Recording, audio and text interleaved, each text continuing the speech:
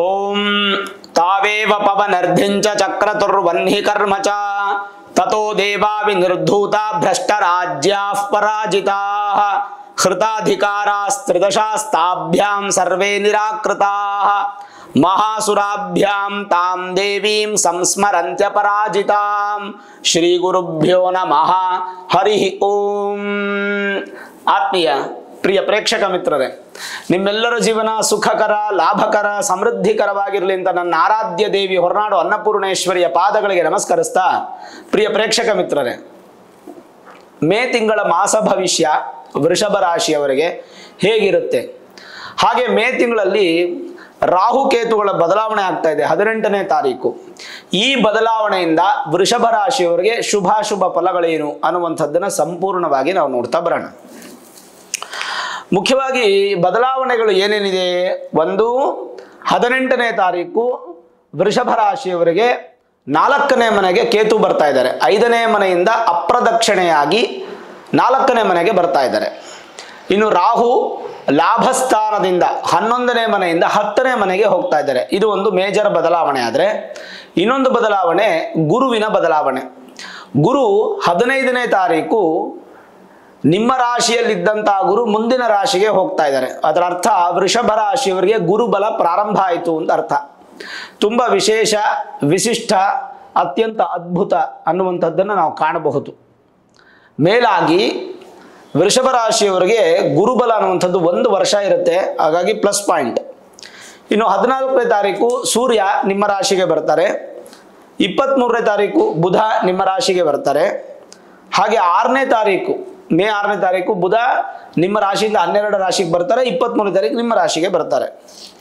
ಇನ್ನು ಈ ಮಾಸದ ವಿಶೇಷತೆಗಳ ಬಗ್ಗೆ ಹೇಳೋದಾದ್ರೆ, ಮೇ 2ನೇ ತಾರೀಕು ಶಂಕರಾಚಾರ್ಯರ ಜಯಂತಿ ಹಾಗೂ ರಾಮಾನುಜಾಚಾರ್ಯರ ಜಯಂತಿ, ಗುರುಗಳ ದರ್ಶನವನ್ನು ಮಾಡ್ಕೊಳ್ಳಿ. ಮೇ 4ನೇ ತಾರೀಕು ಗಂಗೆ ಉತ್ಪತ್ತಿ ಆದಂಥ ದಿನ, ಭಗೀರಥ ಜಯಂತಿ ಅಂತ ಹೇಳ್ತೀವಿ ಅವತ್ತು. ಇನ್ನು ಮೇ 7ನೇ ತಾರೀಕು ವಾಸವಾಂಬಾ ಜಯಂತಿ, ಆ ದಿನವೇ ನಿಮಿಷಾಂಬಾ ಜಯಂತಿ ಕೂಡ ಇರೋದ್ರಿಂದ ಶಕ್ತಿ ದೇವತೆಗಳ ಆರಾಧನೆ ಮಾಡುವಂಥದ್ದು ಬಹಳ ಮುಖ್ಯ ಆಗುತ್ತೆ. ಇನ್ನು 8ನೇ ತಾರೀಕು ಮೇ 8ನೇ ತಾರೀಕು ಬೃಹಸ್ಪತಿ ಅಂದರೆ ಗುರು ಜಯಂತಿ. ಯಾರ್ಯಾರಿಗೆ ಗುರು ಆಶೀರ್ವಾದ ಇಲ್ವೋ ಅಂಥವರೆಲ್ಲ ಗುರು ಜಯಂತಿ ದಿನ ಗುರುವನ್ನು ಆರಾಧನೆ ಮಾಡುವಂಥದ್ದು ಬಹಳ ಉತ್ತಮ.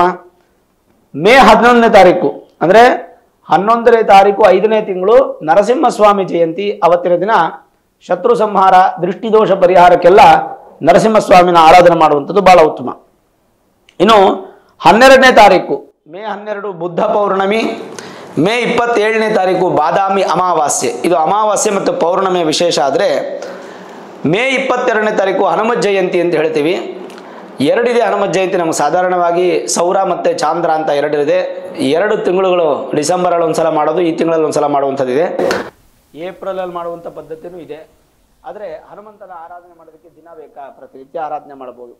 24ನೇ ತಾರೀಕು ಮೇ ತಿಂಗಳು ಶನಿ ಪ್ರದೋಷ ಇದೆ, ಅವತ್ತು ಶನಿಯನ್ನು ಆರಾಧನೆ ಮಾಡುವಂಥದ್ದು ಬಹಳ ಉತ್ತಮ. ಸರಿ, ಇನ್ನು ವಿಶೇಷತೆಗಳ ಬಗ್ಗೆ ಬಂದ್ಬಿಡೋಣ. ಯಾವಾಗ ನಿಮಗೆ ಗುರುಬಲ ಪ್ರಾರಂಭ ಆಗುತ್ತೋ ಮೇ 15ರಿಂದ ಒಂದು ಸುವರ್ಣ ಸಮಯ ಅಂತ ಹೇಳ್ತೀವಿ ನಾವು.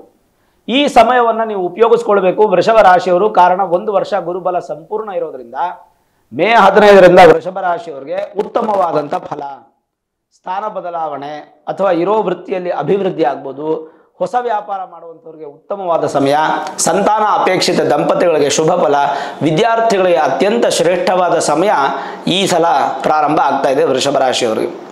ಮನಸ್ಸಲ್ಲಿ ಅನ್ಕೊಂಡಿರ್ತಕ್ಕಂಥ ಕಾರ್ಯ ನಿಮಗೆ ದಿಗ್ವಿಜಯ ಪ್ರಾಪ್ತಿ ಆಗುತ್ತೆ. ಆ ವಿಜಯಕ್ಕೋಸ್ಕರ ನೀವು ಖಂಡಿತವಾಗಲೂ ಸ್ವಲ್ಪ ಪ್ರಯತ್ನ ಪಟ್ಟರೆ ಸಾಕು.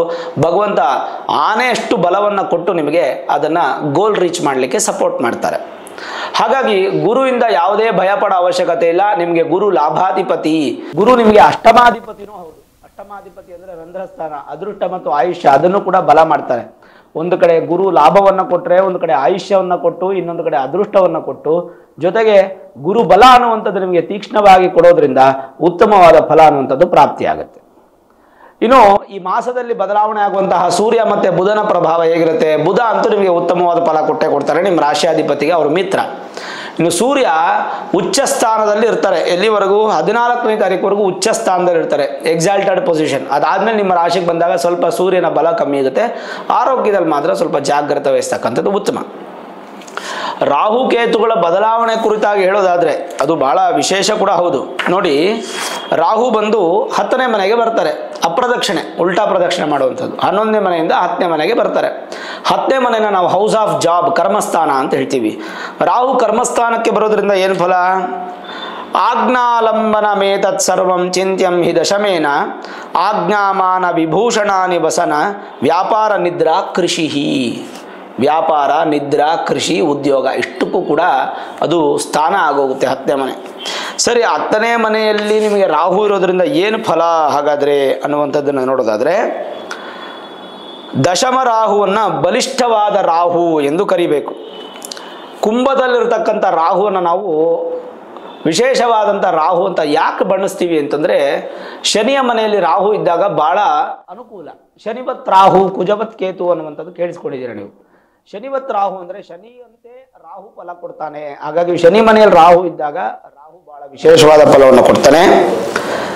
ವಿಶೇಷವಾಗಿ ಮಧ್ಯಭಾಗದಲ್ಲಿ ಅಂದರೆ ಒಂದು ಸ್ವಲ್ಪ ತಿಂಗಳು ಕಳೆದು ಕೊನೆಯ ಒಂದು ಸ್ವಲ್ಪ ತಿಂಗಳು ಕಳೆದು ಈ ಮಧ್ಯದ ತಿಂಗಳುಗಳಿದೆಯಲ್ಲ, ಉದಾಹರಣೆಗೆ ನಿಮ್ಗೆ ಹೇಳೋದಾದರೆ ಒಂದು 9 ತಿಂಗಳು 18 ತಿಂಗಳಿಗೆ ಹೇಳ್ಬಿಡ್ತೀನಿ ನಾನು. ಮೊದಲನೇ 6 ತಿಂಗಳು ಸಾಧಾರಣ ಫಲ, ಕೊನೆಯ 6 ತಿಂಗಳು ಸಾಧಾರಣ ಫಲ, ಮಧ್ಯದ 6 ತಿಂಗಳು ಅತ್ಯಂತ ಅದ್ಭುತ ವಿಶೇಷ ಫಲ. ಸಾಧಾರಣ ಫಲ ಅಂದರೆ ಏನಿಲ್ಲ, ಮಧ್ಯಮ ಫಲ ಅಂತ ತಗೋಬೋದು, ಅತ್ಯಂತ ವಿಶೇಷ ಫಲ. ಹಾಗಾಗಿ ಅದೊಂದು ಪ್ಲಸ್ ಪಾಯಿಂಟ್ ಆಗುತ್ತೆ. ವಿಪುಲ ಧನ ಸಂಪತ್ತು ಇದು ತುಂಬ ಒಳ್ಳೆಯ ಅನುಕೂಲ ಆಗುವಂಥದ್ದು. ವಿದೇಶಿ ಸಂಬಂಧಪಟ್ಟಂಥ ದೇಶಗಳಲ್ಲಿ, ಗಲ್ಫ್ ಕಂಟ್ರೀಸಲ್ಲಿ ತುಂಬ ಚೆನ್ನಾಗಿರುತ್ತೆ. ಉದ್ಯಮದಲ್ಲಿ ಧನಾಗಮ ಪ್ರಾಪ್ತಿ, ಪಾಕ ಪದಾರ್ಥಗಳ ಮಾರಾಟ, ಕೆಮಿಕಲ್ಸ್ ಎಲ್ಲ, ಆ್ಯಸಿಡ್ಡು ಈ ಥರದ್ದೆಲ್ಲ ವೃತ್ತಿಯಲ್ಲಿ ಇರತಕ್ಕಂಥವ್ರು, ಅದನ್ನು ತಯಾರಕರು, ಮ್ಯಾನುಫ್ಯಾಕ್ಚರರ್ಸ್ ಅವ್ರಿಗೆಲ್ಲ ತುಂಬ ಚೆನ್ನಾಗಿರುತ್ತೆ.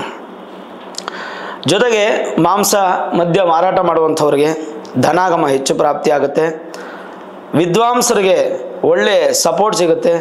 ಸಹವಾಸದಿಂದ ಉತ್ತಮ ಫಲ, ಆಶ್ರಯ ಹೆಚ್ಚು ಸಿಗುತ್ತೆ. ಸ್ವಲ್ಪ ತಾಮಸ ಗುಣಗಳು ಹೆಚ್ಚಾಗಿರುತ್ತೆ, ಸ್ವಲ್ಪ ಕೋಪ ಕಡಿಮೆ ಮಾಡ್ಕೋಬೇಕು. ವಿಶೇಷವಾಗಿ ಮದುವೆ ಇತ್ಯಾದಿಗಳಲ್ಲಿ ರಾಹು ಪೀಡಿತ ಆಗೋದಿಲ್ಲ, ನಿಮಗೆ ಸಪೋರ್ಟ್ ಮಾಡ್ತಾರೆ. ಪಾಪಕೃತ್ಯಗಳಿಂದ ದೂರ ಆಗ್ತೀರಾ, ಕೆಟ್ಟ ಅಭ್ಯಾಸಗಳಿಂದ ದೂರ ಆಗ್ತೀರಾ. ಚರ್ಮ, ಕೇಶ, ಗಾಜು ಈ ಥರದ ಸಂಬಂಧಪಟ್ಟಂಥ ವ್ಯಾಪಾರದಲ್ಲಿ ಅತ್ಯಂತ ಶುಭ ಫಲ. ಜೊತೆಗೆ ಭಗವಂತನ ಆಶೀರ್ವಾದ ಅನ್ನುವಂಥದ್ದು ಬಹಳ ಯಥೇಚ್ಛವಾಗಿ ತೃಪ್ತಿಯಾಗಿ ಸಿಗುತ್ತೆ. ಇದು ದಶಮ ರಾಹುವಿನ ಫಲ. ಇನ್ನು ಚತುರ್ಥ ಕೇತು, 4ನೇ ಮನೆಯಲ್ಲಿ ಕೇತು ಇರತಕ್ಕಂಥದ್ದು ಏನು ಹೇಳುತ್ತೆ? ವದಂತಿ ವಿದ್ಯಾ ಜನನೀ ಸುಖಾನಿ ಸುಗಂಧಗೋ ಬಂಧು ಜನೋ ಗುಣಾಂಶ್ಚ ಮಹೀಪಯ ನಕ್ಷಿತಿ ಮಂದಿರಾಣಿ ಚತುರ್ಥ ಪ್ರಭವಾನಿ ತಜ್ಞಾಹ ಅಂಥೇಳಿ ಏನು ಹೇಳುತ್ತೆ? ಕೇತು ಬಂದು ಚತುರ್ಥದಲ್ಲಿದ್ದಾಗ ಭೂಮಿ ಅಭಿವೃದ್ಧಿ ಹೆಚ್ಚಾಗತ್ತೆ, ತಾಯಿಯ ಆಶೀರ್ವಾದ ಅನ್ನುವಂಥ ತೃಪ್ತಿಯ ಸಿಗುತ್ತೆ, ಪಿತೃದೋಷಗಳು ತಾತ್ಕಾಲಿಕ ಪರಿಹಾರ ಆಗುತ್ತೆ, ಪಿತೃಗಳ ಆಶೀರ್ವಾದ ಅನುಗ್ರಹ ಸಿಗುತ್ತೆ, ಸುಖಿಗಳಾಗ್ತೀರ. ಜೊತೆಗೆ ಪರಗ್ರಹ ವಾಸ ಸಂಭವಿಸ್ಬೋದು, ಮತ್ತು ಸ್ವಲ್ಪ ಅಪವಾದಗಳು ಬರುವ ಸಾಧ್ಯತೆಗಳಿರುತ್ತೆ. ಅದರಲ್ಲಿ ಸಂತಾನ ಸಂಪತ್ತು ಹೆಚ್ಚು ನೀಡುವಂಥ ಯೋಗಗಳು. ಬೇರೆ ಪಾಪಗ್ರಹಗಳೇನಾದರೂ ನಿಮ್ಮ ಮೂಲ ಜಾತಕದಲ್ಲಿ ಕೇತು ಜೊತೆ ಸಂಯೋಜನವಾದರೆ ಶುಭ ಫಲ. ಎಷ್ಟು ಚೆನ್ನಾಗಿದೆ ನೋಡಿ, ಪಾಪಗ್ರಹಗಳ ಜೊತೆ ಪಾಪಗ್ರಹಗಳು ಅಥವಾ ಪಾಪಗ್ರಹಗಳು ಪಾಪಸ್ಥಾನದಲ್ಲಿದ್ದರೆ ಭಾಳ ಶುಭ ಫಲ. ಹಾಗಾಗಿ ನಿಮಗೆ ಕೇತು ಬದಲಾವಣೆ ಕೂಡ ಒಳ್ಳೆಯ ಫಲವೇ, ರಾಹು ಬದಲಾವಣೆ ಕೂಡ ಒಳ್ಳೆಯ ಫಲವೇ, ಅದರಿಂದ ಏನೂ ಕೆಟ್ಟದಿಲ್ಲ. ಇನ್ನು ಮೇ ತಿಂಗಳ ಮಾಸ ಭವಿಷ್ಯದಲ್ಲಿ ಏನೇನು ಬದಲಾವಣೆಗಳಿದೆ, ಒಳ್ಳೆಯದೇನಿದೆ, ಕೆಟ್ಟದೇನಿದೆ? ಈ ತಿಂಗಳು ನಿಮಗೆ ರಾಹು ಬಲ ಪ್ರಾರಂಭ ಆಗುತ್ತೆ. ಹಿರಿಯ ಸಂದರ್ಶನ, ಅಧಿಕಾರ ಪ್ರಾಪ್ತಿ, ಆರೋಗ್ಯ ಸಣ್ಣ ಪುಟ್ಟ ವ್ಯತ್ಯಾಸ ಆಗುತ್ತೆ. ನಿಮ್ಮ ಮಾತಲ್ಲಿ ನಿಮಗೆ ಬಲ ಹೆಚ್ಚಾಗುತ್ತೆ. ಇನ್ನು ಮುಂದೆ ನೀವು ಮಾತಾಡುವಂಥ ಶೈಲಿ, ನೀವು ಓಡಾಡುವಂಥ ಶೈಲಿ ಬದಲಾವಣೆ ಆಗುತ್ತೆ. ಕ್ರಯ ವಿಕ್ರಯ ಮಾಡುವಂಥವ್ರು ಅಂದರೆ ವ್ಯಾಪಾರ ವಹಿವಾಟುಗಳಲ್ಲಿ ಶುಭ ಫಲ. ಷೇರು ವ್ಯವಹಾರಕ್ಕೆ ತುಂಬ ಚೆನ್ನಾಗಿದೆ. ಆದಾಯದಲ್ಲಿ ನಿಮ್ಮ ಶ್ರಮಕ್ಕೆ ತಕ್ಕಂತೆ ಪ್ರತಿಫಲ, ಅದಕ್ಕೆ ಹೆಚ್ಚಿನ ಪ್ರತಿಫಲ ಸಿಗುತ್ತೆ. ಮತ್ತು ನೇತ್ರ ಬಾಧೆಗಳು ಅಂದರೆ ಕಣ್ಣಿನ ಸಮಸ್ಯೆಗಳು ಬರುವಂಥ ಸಾಧ್ಯತೆ ಇರುತ್ತೆ, ಸ್ವಲ್ಪ ಹುಷಾರಾಗಿರಿ.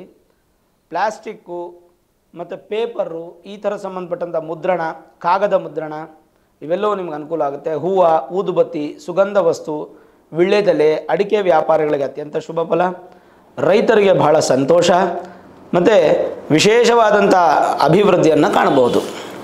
ಅದರ ಜೊತೆಗೆ ಬಂಧುಗಳಿಂದ ನಿಮಗೆ ಪುರಸ್ಕಾರ, ಮಾನಸಮ್ಮಾನ, ಅಭಿವೃದ್ಧಿ, ಪ್ರಕೃತಿ ದರ್ಶನ, ಪ್ರಯಾಣ ಅಂದರೆ ಪ್ರಕೃತಿನ ಹೆಚ್ಚು ಇಷ್ಟಪಡ್ತೀರಾ, ವಿದ್ಯೆಯಲ್ಲಿ ಯಶಸ್ಸು, ಶುಭ ವಾರ್ತೆಗಳು ನಿಮಗೆ ಕಿವಿಗೆ ಬೀಳುವಂಥದ್ದು, ವಾದ ವಿವಾದದಲ್ಲಿ ನೀವು ಗೆಲ್ತೀರಾ, ಅಷ್ಟು ಚೆನ್ನಾಗಿರುತ್ತೆ.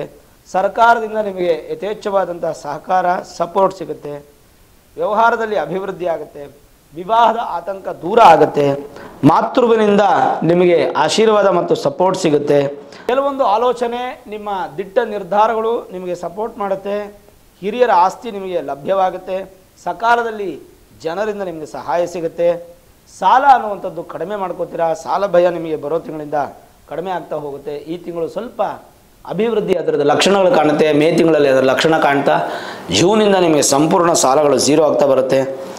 ಸುಗಂಧ ದ್ರವ್ಯಗಳ ಮಾರಾಟ, ತೆಂಗು, ರೇಷ್ಮೆ ಅಂದರೆ ಸಿಲ್ಕ್ಸು ಮತ್ತು ಎಳ್ಳು, ಎಣ್ಣೆ ಈ ಥರದ್ದು ವ್ಯಾಪಾರ ಮಾಡುವಂಥವ್ರಿಗೆ, ಅದನ್ನು ತಯಾರಕರಿಗೆ ತುಂಬ ಚೆನ್ನಾಗಿರುತ್ತೆ.